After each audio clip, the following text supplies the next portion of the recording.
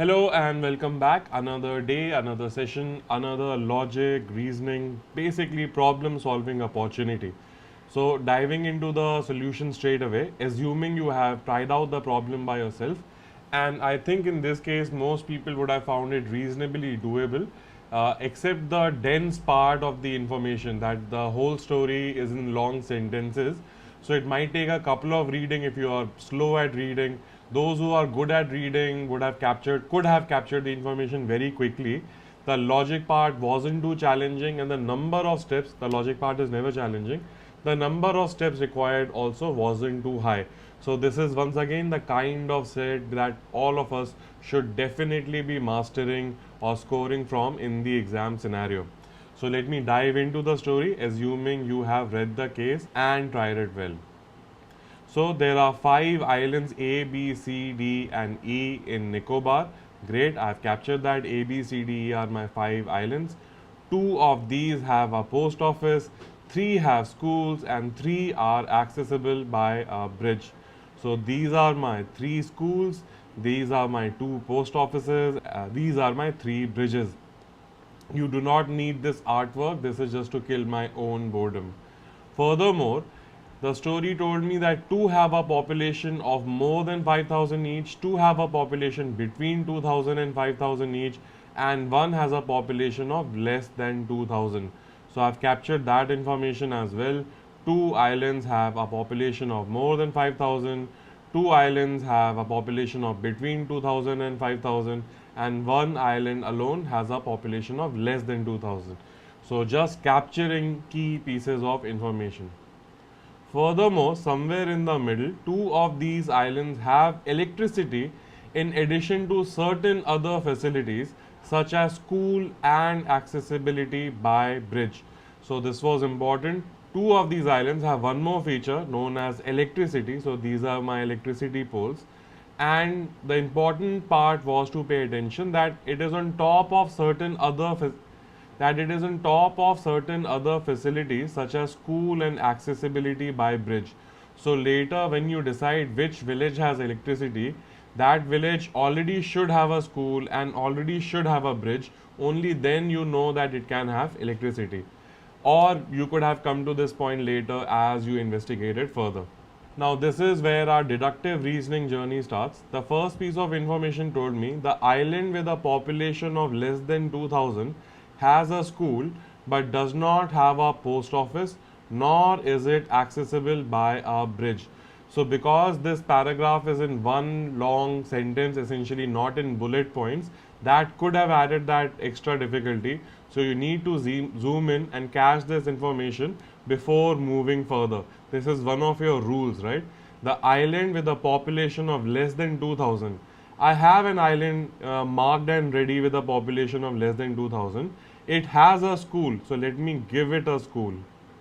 But it does not have a post office, nor is it accessible by bridge. So my post offices are still intact, I still have 2 of them, and the bridges are still intact, I still have 3 of them. Because this particular island hasn't got a bridge, it cannot have electricity either. So you can start making these kind of deductions as you are capturing the information, because then as you get the next rule, your picture is even better rather than simply proceeding, right? So make the most of each piece of information given could be the rule for you. The second part of the sentence said, while each of the islands with a population of more than 5,000 has a school. So these 2 islands that I have marked out here, they have a school, each of them. So I will give one school to this island and another school to this island.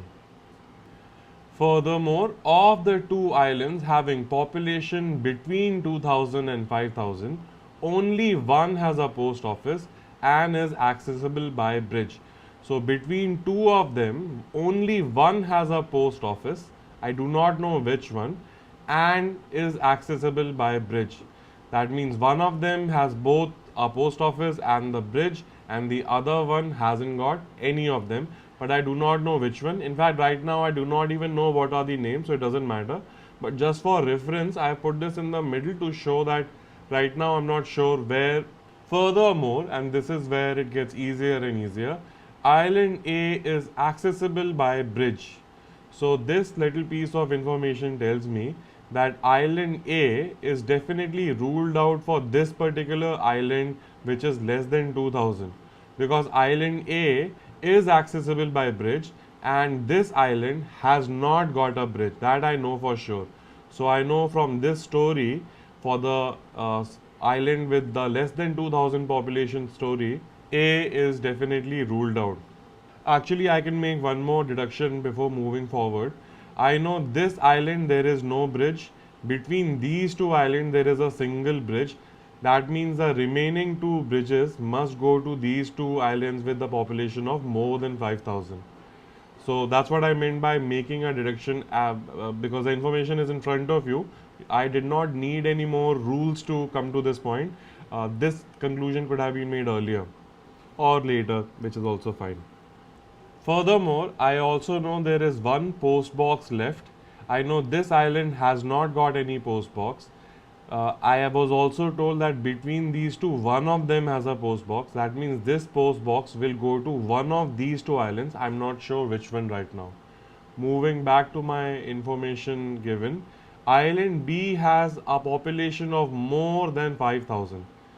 So I know for sure that island B will be one of these two islands. Moving on, island D has a school and is accessible by bridge.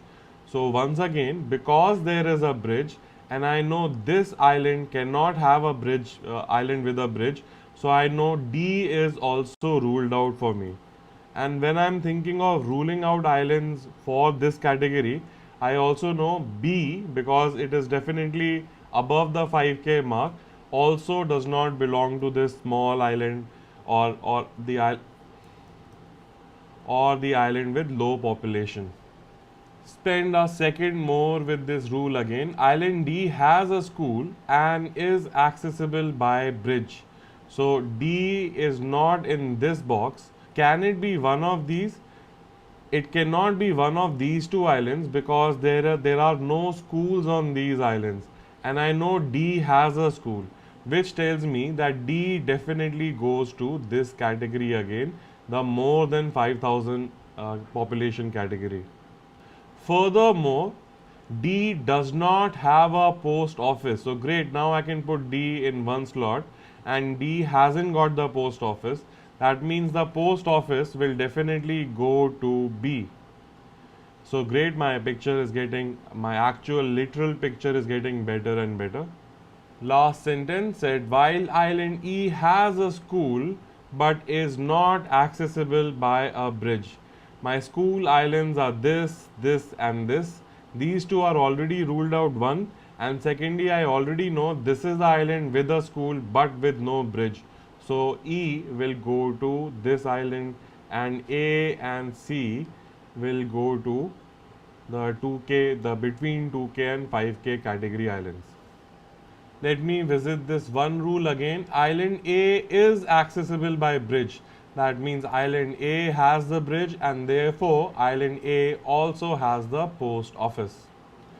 Now electricity was remaining, but remember the rule about electricity. It is only available to those two islands who already have a school and accessibility by bridge. So the only candidates for electricity are D and B. So my electricity towers will also go to D and B. And with that, I think I have worked out everything. Answering the question now is not going to be too much of a challenge. That part and confirming the answers I'm leaving up to you, right? So again, this is a great example of what we mean by deductive reasoning. And once again, this is a kind of set which is a great learning example for mastering what deductive reasoning is. Because sometimes the set, the exam set especially, very rarely they get very big, or suddenly they have a lot of newness in them. So those, I mean, a real difficulty and sometimes a perceived difficulty can get in the way of your training. So this is a great training set. If in case you did not work it out by yourself, take a day's break after a day, run the process again. Even though you know the answers and everything, run the process again, because each run through is basically developing your actual neuron muscles, right? So practice and repetition definitely makes a skill difference. So keep at it. But this is it for this mini session. I will see you soon with the next challenge.